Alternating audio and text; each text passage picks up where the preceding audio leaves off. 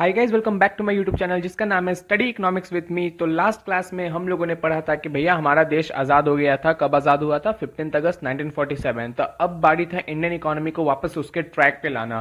तो इसके लिए गवर्नमेंट ने जो है 5 ईयर प्लान का जो है एक फर्स्ट 5 ईयर प्लान को लॉन्च किया था, जिसमें चेयरपर्सन कौन थे? Prime minister. और 1950 में प्लानिंग कमीशन बना था। और तो गोल ऑफ 5 ईयर प्लान क्या था? वो था ग्रोथ, मॉडर्नाइजेशन, सेल्फ रिलायंस और इक्विटी। तो आज हम लोग देखने वाले हैं कि गवर्नमेंट ने एग्रीकल्चर सेक्टर पे क्या क्या किया था। तो ये रहा 2.3। हम लोगों ने 2.2 तक पढ़ लिया था। तो आज का हम लोग का मेन मतलब एम क्या है कि एग्रीकल्चर वाले पार्ट को कंप्लीट करना। You have learn in chapter 1 that during the colonial rule there was neither growth not equity in the agriculture sector.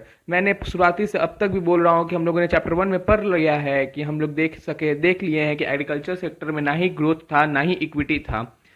The policymakers of independent India had to address these issues, which they did through land reform and promoting the use of high-yield variety HYV seeds, which us heard in a revolution in Indian agriculture. हम लोग देखने वाले land reform नाम से पता चला। Reform यानी land में कुछ रिफॉर्म लाया गया। किस तरीके का रिफॉर्म लाया गया अब हम लोग देखते हैं। At the time of independence the land tenure system was characterised by intermediaries variously called zamindars, jagirdars etcetera. हम लोग देखे हैं चैप्टर 1 में कि कैसे ब्रिटिशर्स ने जमींदार्स को इम्प्लीमेंट कर दिया था, जो कि टेनेंट से, कल्टिवेटर से, फार्मर से जो है रेंट लिया करते थे। who merely collect rent from the actual tillers of the soil without contributing towards improvement of the farm। जिनका मेन मोटिव क्या था कि ये रेंट जो है कलेक्ट करते थे फार्मर्स से और बिना कुछ कंट्रीब्यूशन, बिना कुछ इंप्रूवमेंट किए हुए उस एरिया, उस लैंड पे। The low productivity of the agriculture sector forced India to import fruit from the United States of America। इतना प्रोडक्टिविटी डाउन हो चुका था कि जिससे कारण इंडियन इकोनॉमी को जो है इंपोर्ट करना पड़ा था फूड को। कहाँ से? यूएसए से, यानी भारत को बाहर से खाना मंगवाना पड़ रहा था। Equity in agriculture called for land reform, which primarily refers to change in the ownership of land holding। Land reform का मतलब क्या हुआ? यहाँ पे बेसिकली चेंज हो रहा है। क्या चेंज हो रहा है? ओनरशिप, लैंड होल्डिंग का। यानी अब जमींदार को बोला जा रहा है भैया हट जाओ, तुम्हारा काम खत्म हो चुका है, उन लोगों को हटाया जा रहा है। Just a year after independence, steps were taken to abolish intermediaries and to make the tillers the owner of the land। कुछ साल बाद इंडिपेंडेंस की ये स्टेप्स लिया गया और इंटरमीडिएरीज, जमींदार्स को वहाँ से हटा दिया गया और जो ओनर होते हैं लैंड के, जो मतलब जो फार्मर्स होते हैं, उनको ऑफिशियल ओनर बनाया गया। The idea behind this move was that ownership of land would give incentives to the tillers to invest in making improvement, provide sufficient capital was made available to them, ताकि हमारा production क्या हो, productivity increase हो सके। Land ceiling, ceiling का मतलब समझते क्या होता है? सीलिंग होता है आपके घर का छत। अगर मान लो आप कहीं पे भी रूम में बैठ के कहीं से भी लेक्चर देख रहे हो तो आपके जो ऊपर वाला जो छत होता है ना, उसी को हम लोग क्या बोलते हैं? Land ceiling. यानी एक लैंड सीलिंग क्या है? आपके ऊपर है तो एक मैक्सिमम लिमिट इसमें फिक्स किया जाता है। सीलिंग और फ्लोरिंग में फर्क होता है। फ्लोरिंग होता है जमीन यानी मिनिमम, और सीलिंग मतलब होता है छत, जो का मतलब होता है maximum. Land ceiling was another policy to promote equity in the agriculture sector. Land ceiling जो था ये दूसरा पॉलिसी था एग्रीकल्चर के अंदर, जिसके अंदर जो है एग्रीकल्चर सेक्टर के अंदर एक इक्विटी लाना था कि रिच को भी फायदा मिले, पुअर फार्मर्स को भी फायदा मिले। ये नहीं कि ये पॉलिसी से सिर्फ रिच फार्मर्स ही को फायदा मिल सके। तो इसका इक्विटी का मतलब मैंने कल ही समझाया था कि आपको रिच और पुअर सेक्शन के बीच का जो डिफरेंस है उसको कम करना है। This means fixing the maximum size of land which could be owned by an individual. इसका मतलब क्या होता है? Maximum fixing the maximum size of land which could be owned by an individual. एक लिमिट, मैक्सिमम लिमिट फिक्स कर दिया गया कि इतना एक इंडिविजुअल लैंड ओन कर सकता है। मान लो एक बंदा है जिसके पास, तो गवर्नमेंट मान लो कि बोल दिया कि एक इंसान जो है 2 लैंड होल्ड कर सकता है, मैक्सिमम 2 लैंड। तो जितना भी इंसान होगा वो मैक्सिमम कितना होल्ड कर सकता है? 2 ही land. The purpose of land ceiling was to reduce the concentration of land ownership in a few hands. इसका मेन पर्पस यही था कि जो अमीर है, जिसके पास बहुत ज़्यादा पैसा, तो ऐसा ना हो वो सब जगह मतलब लैंड खरीद के बैठ जाए, और ताकि दूसरे लोगों को अलाउ ना करे उस एरिया पे फार्मिंग करने के लिए। तो ऐसे ऐसे चीज़ को जो है रिड्यूस करना था। The abolition of intermediaries mean that some 200 lakh tenants came into direct contact with the government। जब इंटरमीडिएरीज को हटाया गया तो इसका मतलब था कि तकरीबन 200 लाख फार्मर जो थे वो डायरेक्ट कांटेक्ट आए थे गवर्नमेंट के डायरेक्ट कांटेक्ट पे आए थे ये 200 lakh farmers. They were thus freed from being exploited by the ex-zamindars। The ownership conferred on tenants gave them the incentives to increase output and this contributed to grow in agriculture। तो ownership जब उन्हें मिल गया उन agriculture मतलब farmers को कि भैया ये आपका लैंड है, तो उनके अंदर एक इंसेंटिव्स आया कि वो बहुत जम के मेहनत करेंगे, ताकि इससे क्या होगा, हमारे आउटपुट में भी इंक्रीजमेंट होगा और हमारा एग्रीकल्चर सेक्टर में क्या होगा, ग्रोथ होगा। However, the goal of equity was not fully served by abolition of intermediaries. इतना करने के बाद भी जो गोल था इक्विटी का वो पूरी तरीके से नहीं मिल पा रहा था इंटरमीडियरीज को हटाने के बाद. In some areas, the former zamindars continue to own large area of lands by making use of some loopholes in the legislation. कुछ एरियाज में कुछ जमींदार्स ने जो है लूप होल्स के जरिए बहुत लार्ज एरिया ऑफ लैंड्स को जो है ओन कर रहे थे. There were cases where tenants were evicted and the landowners claimed to be self-cultivators, the actual tillers, claiming ownership of the land, and even when the tillers got ownership of land, the poorest of the agricultural laborers such as sharecroppers and landless labor did not benefit from land reform. सही बात है भैया, अगर intermediate जमींदार को हटा भी दिया गया लेकिन जो बहुत ही ज़्यादा गरीब फार्मर है जिनके पास एक भी लैंड नहीं है तो वो कहाँ से खेती बाड़ी कर सकता है, तो ये लैंड रिफॉर्म से वो लोग बेनिफिट नहीं ले पा रहे थे. The land ceiling legislation also faced hurdles. The big landlords challenged the legislation in the courts, delaying its implementation. They used this delay to register their lands in the name of close relatives. इन्होंने क्या किया था, जो बड़े बड़े farmers होते हैं, जो बड़े जिनके पास बहुत ज़्यादा लैंड रहता है, वो लोग क्या करते थे, अब बहुत ज़्यादा मतलब गवर्नमेंट ने तो फिक्स कर दिया था कि भैया ये एक बंदा एक्स है जो कि 2 लैंड होल्ड कर सकता है, तो ये लोग क्या करते थे अपने रिलेटिव के नाम पे लैंड खरीद लिया करते थे, जिससे कारण गवर्नमेंट की नज़र में ये लोग नहीं आ पाते थे. कि मतलब एक बंदा है, मान लो राहुल उसका नाम है, उसका गवर्नमेंट ने फिक्स किया हुआ है कि एक इंसान 2 लैंड होल्ड कर सकता है, तो राहुल ने तो अपना मैक्सिमम लिमिट पूरा कर लिया 2 लैंड होल्ड करके. वो क्या किया, अपने एक दोस्त शर्मा को बोल दिया कि भाई तू भी एक लैंड खरीद ले, और उसको पैसे दे दिया और वो लोग लैंड वो भी खरीद लिया, तो शर्मा ने भी 2 लैंड होल्ड कर दिया. तो ऐसे ये लोग लूप होल्स कर करके जो है लैंड होल्डिंग मतलब लैंड खरीद रहे थे इधर उधर. The legislation also had a lot of loopholes which were exploited by the big landholders to retain their land. Land reform were successful in Kerala and West Bengal because these states had government commitment to the policy of land to the tiller. Land reform किस किस जगह पे successful हुआ था, ये question important है, वो है केरला और वेस्ट बंगाल में. Unfortunately, other states did not have the same level of commitment and vast inequality in land holding continues to this day. अब हालांकि अलग अलग स्टेट्स में जो है ये उतना मतलब फायदेमंद नहीं रहा. अब बात करते green revolution. At independence about 75% of the country's population was dependent on agriculture.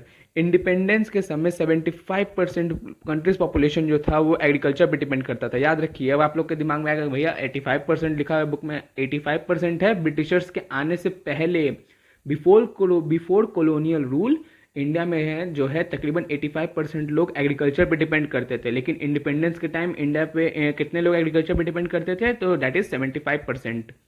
Productivity in the agriculture sector was very low because of the use of old technology and the absence of required infrastructure for the vast majority of farmers. Productivity जो था agriculture sector पे लो था. क्यों लो था भैया, क्योंकि यहाँ पे ओल्ड टेक्नोलॉजीज का यूज़ हो रहा था, फर्टिलाइजर्स यूज़ करते नहीं थे, और जो रिक्वायरमेंट था एक प्रॉपर एग्रीकल्चर एक फार्मिंग करने के लिए वो नहीं मिल पा रहा था. India's agriculture vitally depends on the monsoon, and if the monsoon fell short, the farmers were in trouble unless they had access to irrigation facilities, which were few had. सही बात है कि अगर हमारे पास तो वैसे देखो टेक्नोलॉजी उस समय था नहीं उतना अच्छा, तो जितने फार्मर्स थे वो हमेशा मानसून पे डिपेंड करते थे. अगर मानसून अच्छे तरीके से हुआ तो भाई बहुत प्रोडक्टिविटी होगा, अच्छा खासा मतलब फूड मिल जाएगा. लेकिन अगर बारिश नहीं हुआ तो फार्म पूरी तरीके से बर्बाद हो गया. मतलब ऐसे लोग डिपेंडेंट रहते थे, इसलिए हमारा प्रोडक्टिविटी जो था एग्रीकल्चर में बहुत तरीके से गिरते जा रहा था. The stagnation in agriculture during the colonial rule was permanently broke by the green revolution. जो स्टैग्नेशन, जो एक लैक ऑफ डेवलपमेंट आ गया था एग्रीकल्चर सेक्टर में कॉलोनियल रूल के समय, वो कब खत्म हुआ, वो खत्म हुआ ग्रीन रिवॉल्यूशन के आने के बाद. This refers to the large increase in production of food grains resulting from use of high yield variety seeds specially for wheat and rice. Green revolution मतलब होता है प्रोडक्शन इंक्रीज करना. किस चीज़ का, फूड ग्रेन्स का. कैसे, HYV सीड्स के use के, HYV सीड्स यूज़ करके जो है हमारे प्रोडक्शन को इंक्रीज करना ही ग्रीन रिवॉल्यूशन आता है. और ग्रीन रिवॉल्यूशन बेसिकली किस तरीके का मतलब फूड यूज़ होता, मतलब कौन तरीके का चीज़ का प्रोडक्शन होता था, वो था व्हीट और राइस. तो ग्रीन रिवॉल्यूशन का मतलब होता है कि हम लोग HYV सीड्स यूज़ करके जो है हमारे एग्रीकल्चर प्रोडक्शन को इंक्रीज कर रहे हैं. किस चीज़ का एग्रीकल्चर प्रोडक्शन, तो वो था व्हीट और राइस का. The use of these seeds required the use of fertilizers and pesticides in the correct quantities as well as regular supply of water. The application of these input in correct proportion is vital. The farmers who could benefit from HYV seeds required reliable irrigation facilities as well as the financial resource to purchase fertilizers and pesticides. हाँ, तो भैया farmers अगर इससे benefit तो हो रहा था, लेकिन इस चीज़ को खरीदने के लिए फार्मर्स को पैसे भी चाहिए थे, क्योंकि HYV सीड्स, फर्टिलाइजर्स, पेस्टिसाइड्स और इरिगेशन फैसिलिटी ये सब के लिए फार्मर्स को ही थोड़ा सोचना पड़ता था. As a result, in the first phase of the Green Revolution, approximately mid-1960s up to 1970s, the use of HYV seeds was restricted to the more affluent states such as Punjab, Andhra Pradesh and Tamil Nadu. Further, the use of HYV seeds primarily benefit the wheat growing regions only.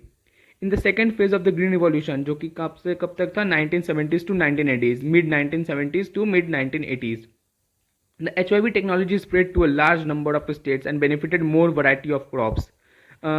1970s और 1980s के mid में जो है HYV technology जो है large number of states को benefit कर रहा था और बहुत तरीके का क्रॉप्स अब आ रहा था, क्योंकि पहले ग्रीन रिवॉल्यूशन में कितना था, मतलब व्हीट और राइस होता था, लेकिन अब कुछ कुछ वैरायटी में ऑफ क्रॉप्स में जो है इसका प्रोडक्शन और इसका बेनिफिट दिख रहा है. The spread of green revolution technology enabled India to achieve self-sufficient in food grains. Green revolution के आने के बाद से क्या हुआ कि हमारा भारत जो है सेल्फ सफिशिएंट हो गया, यानी आत्मनिर्भर हो गया. किस चीज़ में? फूड ग्रेन्स में. अब हम लोग को जो है यूएस से खाना मतलब फूड ग्रेन्स इंपोर्ट करने का नीड नहीं है. India no longer had to be at the mercy of America, yes, or any other nations for meeting its food requirements. Growth in agriculture output is important, but it is not enough. Agriculture sector पे growth आ रहा है, output पे growth आ रहा है, ये important है, लेकिन ये इनफ नहीं है. मतलब ये मतलब ग्रोथ हो रहा है एग्रीकल्चर सेक्टर पे, तो इसका मतलब ये नहीं है कि हाँ हो गया अब कुछ नहीं है, लेकिन ऐसा नहीं है. इसे और तरीके से भी देखना है. अब कैसा है वो दिखाया जाएगा. If a large proportion of this increase in consumed by the farmers themselves instead of being sold in the market, the higher output will not make such a difference to the economy as a whole. If on the other hand a substantial amount of agriculture produced is sold in the market by the farmers, the higher output can add difference to the economy. अब था ये कि farmers जो है food grains को मतलब produce कर रहे थे, तो वो क्या करते थे, ज़्यादा से ज़्यादा वही लोग कंज्यूम कर ले रहे थे, तो वो बेचते नहीं थे, तो इससे क्या इकोनॉमी को फ़ायदा होगा? नहीं होगा. तो यही लिखा गया है कि अगर दूसरी तरफ अगर एक कुछ अमाउंट ऑफ एग्रीकल्चर जो है अगर प्रोड्यूस हो रहा है और उसको मार्केट में सोल्ड किया जा रहा है फार्मर्स के थ्रू, तो ये इकोनॉमी में जो है बहुत अच्छा मतलब एक इम्पैक्ट डालेगा. The proportion of agriculture produce which is sold in the market by the farmers is called market surplus. लो डेफिनेशन मिल गया यहाँ पे मार्केट सरप्लस का. The production of agriculture produced which is sold in the market by the farmer is called marketed surplus. A good proportion of the rice and wheat produced during the Green Revolution period was sold by the farmers in the market. As a result, the price of food grains declined relatively to the other items of consumption. क्योंकि अब हम यहाँ पे production बहुत ज़्यादा अच्छा हो रहा है, तो डिमांड और सप्लाई इक्वली चल रहा है. एक केस में तो समझ लो सप्लाई ज़्यादा हो गया था. अगर सप्लाई जब ज़्यादा हो जाता है तो क्या प्राइस कम होता है ना. आप लोग तो जानते ही होंगे, इकोनॉमिक्स के स्टूडेंट होंगे, तो ये मान लो एक नॉर्मल केस ले रहे, तो ये डिमांड कर्व है, ये सप्लाई कर्व है. प्रोडक्शन इंक्रीज किए जा रहे तो एक जगह पे सप्लाई बढ़ जाएगा, तो यहाँ पर क्या प्राइस कम हो रहा है कि नहीं हो रहा, क्वांटिटी भी बढ़ रहा है कि नहीं. तो वही बोला जा रहा है कि इतना अच्छा सप्लाई हुआ कि प्रोडक्शन इतना अच्छा से हो रहा था कि प्राइस जो था व्हीट राइस इन सब चीज़ का वो कम हो रहा था. The low income groups who spend a large percentage of their income on food benefited from this decline in relatively prices. जो लो इनकम ग्रुप के पीपल थे, जो अपना अधिकतर पैसा जो है खाने पीने में ही खर्च कर रहे थे फूड ग्रेन्स में, उन लोग को बहुत फायदा हो रहा था जब इन सब चीज़ का प्राइस जो है कम हुआ. The Green Revolution enabled the government to produce a sufficient amount of food grains to build a stock which could be used in times of food shortage. Green revolution के आने के कारण गवर्नमेंट को एक फ़ायदा मिला. गवर्नमेंट ने जो है sufficient amount of food grains को एक स्टॉक में कंप्लीट किया, एक स्टॉक में रखा, ताकि कल के कभी भी बाढ़ आ जाए या कभी फूड का शॉर्टेज हो जाए तो इन सब चीज़ से जो है लोगों को फूड ग्रेन्स मिल सके. While the nation had immensely benefited from the Green Revolution, the technology involved was not free from risk. One such risk was the possibility that it would increase the disparities between small and big farmers. Green revolution से फ़ायदा तो हो रहा था no doubt, लेकिन एक तरफ से एक लग रहा था कि कहीं ना कहीं ये लोगों के अंदर मतलब कुछ फार्मर्स के बीच में जो है ये दरार मतलब डिफरेंस ज़्यादा क्रिएट कर दिया. क्योंकि ग्रीन रिवॉल्यूशन में HYV सीड्स का यूज़ हो रहा है, पेस्टिसाइड्स का यूज़ हो रहा है, फर्टिलाइजर्स का यूज़ हो रहा है, पानी का प्रॉपर तरीका पानी इरिगेशन फैसिलिटीज़ प्रॉपर देना है. तो जिस फार्मर्स के पास बहुत ज़्यादा इंसेंटिव्स है, जिनके पास पैसा है, उन लोग को तो ज़्यादा फ़ायदा हो रहा है. लेकिन जिनके पास उतना पैसा नहीं है वो ज़्यादा अपने एग्रीकल्चर सेक्टर पे इन्वेस्ट नहीं कर पा रहे, उनको तो लॉस हो जाएगा, उनको फ़ायदा नहीं हो पा रहा है. तो कहीं ना कहीं एक डाउट हो रहा था कि इन मतलब रिच फार्मर्स और पुअर फार्मर्स के बीच का जो है डिफरेंस बढ़ते जा रहा है. Since only the big farmers could afford the required inputs, मैंने अभी बताया कि जिस बहुत बिग फार्मर्स जो था अफोर्ड कर सकता था इस इनपुट्स को, thereby reaping most of the benefits of the green revolution. Moreover the HYV crops were also more prone to attack by pest and the small farmers who adopt this technology could lose everything in a pest attack. और HYV crop जो है paste attack से भी बर्बाद हो सकता था. जो स्मॉल फार्मर्स के पास पेस्टिसाइड्स खरीदने के पैसे नहीं थे, उनके पास उतना रिसोर्सेज नहीं था, तो वो लोग तो पूरी तरीके से बर्बाद हो सकते थे अगर उनके फसल में पेस्ट आ गया तब. तो इस सब चीज़ का भी रिस्क था. Fortunately this fear did not come true because of the steps taken by the government. लेकिन ये फियर जो है नहीं आ पाया, उतना ट्रू नहीं हो पाया. क्यों नहीं हो पाया? क्योंकि गवर्नमेंट ने कुछ स्टेप्स लिया. कौन सा स्टेप्स लिया अब हम लोग देखने वाले हैं. The government provided loans at a low interest rate to small farmers and subsidized fertilizers so that the small farmer could also have access to the needed inputs. Government ने जो है लोन प्रोवाइड करना शुरू कर दिया था लो interest rate पे और स्मॉल फार्मर्स को, और जो फर्टिलाइजर्स उसको सब्सिडाइज कर दिया ताकि स्मॉल फार्मर्स भी जो है फर्टिलाइजर्स, इंसेक्टिसाइड्स, पेस्टिसाइड्स वगैरह ले सके और अपने इनपुट्स को अच्छे तरीके से यूज करके प्रोडक्टिविटी इंक्रीज कर सके. Since the small farmers could obtain the required inputs, the output on small farms equaled the output on large farms in the course of time. As a result, the green revolution benefited the small as well as rich farmers. इस तरीके से क्या हुआ, green revolution जो है अब small और rich farmers को जो है दोनों को बेनिफिट दे रहा था. The risk of the small farmers being ruined when pests attacked their crops was considerably reduced by the services rendered by research institutes established by the government. You should note that the Green Revolution would have favored the rich farmers only if the state did not play an extensive role in ensuring that the small farmers also gained from the new technology. हाँ भैया, हम लोगों ने तो अभी देख लिया कि अगर ग्रीन रिवॉल्यूशन सिर्फ रिच फार्मर्स को जो है फ़ायदा देता, तो क्योंकि इसमें जो भी इनपुट्स लग रहे थे वो वही लोग अफोर्ड कर सकते थे जिनके पास बहुत ज़्यादा पैसा था. तो अगर गवर्नमेंट यहाँ पर सब्सिडी नहीं देता, लोन अगर लो इंटरेस्ट रेट पर नहीं प्रोवाइड करता, तो स्मॉल फार्मर्स थे, जो पुअर फार्मर्स थे, उन लोग को तो लॉस हो जाता. तो यहाँ पे गवर्नमेंट ने बहुत अच्छा रोल किया, बहुत अच्छा अपना रोल अदा किया है कि गवर्नमेंट ने जो है स्मॉल फार्मर्स को फर्टिलाइजर सब्सिडाइज कर दिया, लोन लो इंटरेस्ट रेट पे दे रहे थे. अब है द डिबेट ओवर सब्सिडीज. अब यहाँ पे देखो एक डिबेट आ गया है सब्सिडीज का, हम लोग इसको देखते हैं. The economic justification of subsidies in agriculture is at present a hotly debated question. It is generally agreed that it was necessary to use subsidies to provide an incentives for adoption of the new HIV technology by farmers in general and small farmers in particular. Any new technology will be looked upon as being risky by farmers. Subsidies were therefore needed to encourage farmers to test the new technology. New technology use करने से farmers को एक तरह doubt भी हो रहे थे कहीं उनका फसल ख़राब ना हो जाए. तो यहाँ पे बोला जा रहा था कि मतलब गवर्नमेंट जो है कुछ उनके उनके जो खेती बाड़ी जो कर रहे हैं उसको थोड़ा सब्सिडाइज कर दे ताकि हम लोग नया टेक्नोलॉजी यूज़ कर सके. कल के थोड़ा सा भी लॉस हो तो गवर्नमेंट उनको पे कर सके. Some economists believe that once the technology is found profitable and is widely adopted, subsidies should be phased out since their purpose has been served. Further, subsidies are meant to benefit the farmers, but a substantial amount of fertilizer subsidy also benefit the fertilizer industry and among farmers. कहीं ना कहीं subsidies जो था farmers को तो है ना benefit कर रहा था, लेकिन इन सब चीज़ से जो है फर्टिलाइजर इंडस्ट्रीज को भी जो है फ़ायदा मिल रहा था. Therefore, हाँ ये क्या था, कहा था हम लोग, हाँ, and among farmers the subsidy largely benefited the farmers in the more prosperous regions. Therefore, it is argued that there is no case for continuing with fertilizer subsidies. It does not benefit the target group and it is a huge burden on the government finances. On the other hand, some believe that the government should continue with agriculture subsidy because farming in India continues to be a risky business. और एक तरफ बोला जा रहा था, मतलब यहाँ बोला गया कि हम लोग जो फर्टिलाइजर पे सब्सिडी दे रहे हैं उसको हटा दिया जाए ताकि इससे गवर्नमेंट इसमें गवर्नमेंट के जो फाइनेंस पे जो है बर्डन पड़ रहा था. लेकिन बोला गया कि एक ना एक तरफ गवर्नमेंट को एग्रीकल्चर पे सब्सिडी रखना चाहिए क्योंकि एग्रीकल्चर जो है बहुत ही बड़ा रिस्की बिजनेस है इंडिया में. Most farmers are very poor and they will not be able to afford the required inputs without subsidies. Eliminating subsidies will increase the inequality between rich and poor farmers and violate the goal of equity.